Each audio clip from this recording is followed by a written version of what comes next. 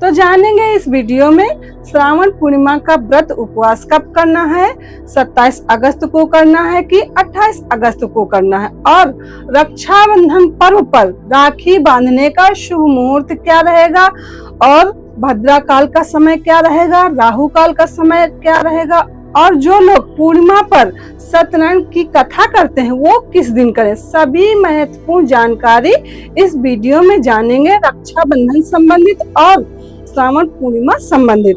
श्रावण मास की पूर्णिमा को मनाई जाने वाली श्रावणी पूर्णिमा और रक्षाबंधन भारतीय संस्कृति के दो ऐसे आयाम हैं जो पारिवारिक स्नेह और आध्यात्मिक शुद्धि दोनों को एक साथ समेटते हैं। यह तिथि केवल भाई बहन के प्रेम का उत्सव नहीं है, बल्कि वैदिक परंपरा में स्वाध्याय, आत्मशुद्धि और संकल्प का महापर्व है।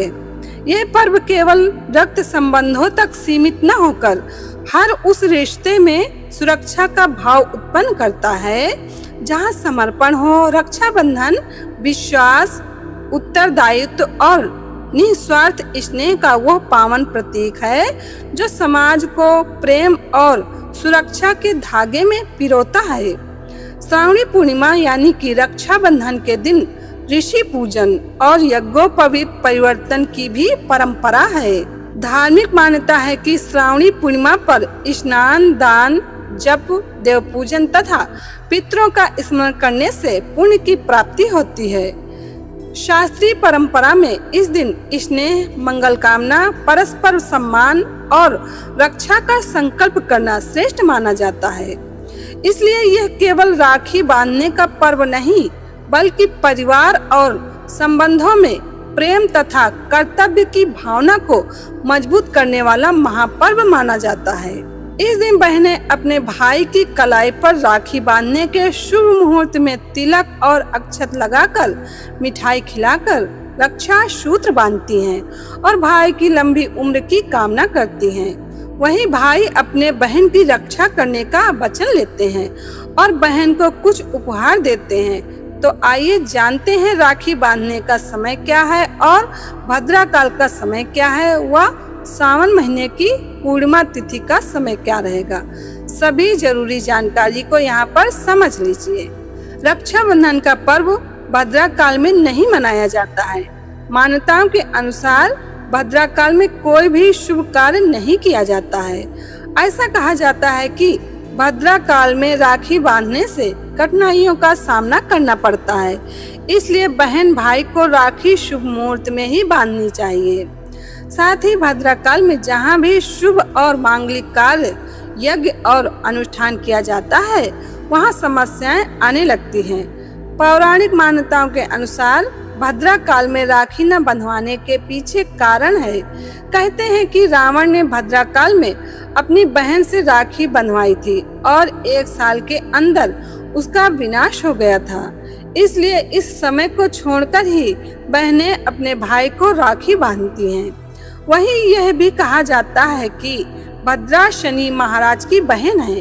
उन्हें ब्रह्मा जी ने श्राप दिया था कि जो भी व्यक्ति भद्रा काल में शुभ काम करेगा उसका परिणाम अशुभ ही होगा, और भद्रा काल में राखी बांधना अशुभ होता है। तो भद्रा काल का समय तो वर्ष 2026 में भद्रा काल त्योहार के एक दिन पहले 27 अगस्त की रात को ही समाप्त हो जाएगा।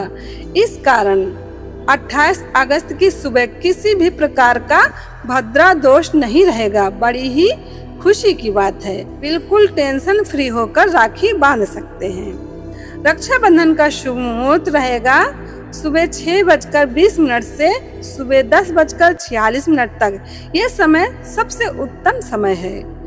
और दूसरा समय रहेगा दोपहर 12:39 से दोपहर 2:14 तक, जो कि अभिजीत मुहूर्त और शुभ मुहूर्त का मिश्रण है।